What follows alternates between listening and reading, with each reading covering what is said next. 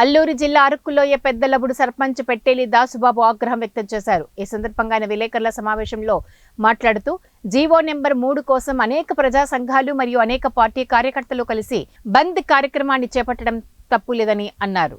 రావాల్సిన 100% ఏదైతే 100% మనకు రావాల్సిన ఉపాధ్యాయ పోస్టులు ఉన్నాయో అవి పోయింది. దానికి కారణం వైసీపీ ప్రభుత్వం.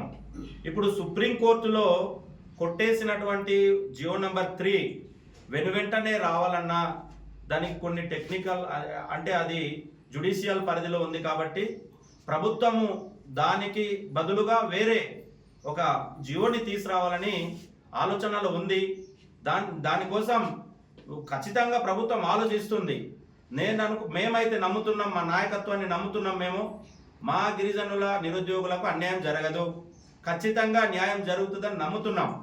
కానీ వైసీపీ పార్టీ వాళ్ళు దీన్ని మన నిరుద్యోగుల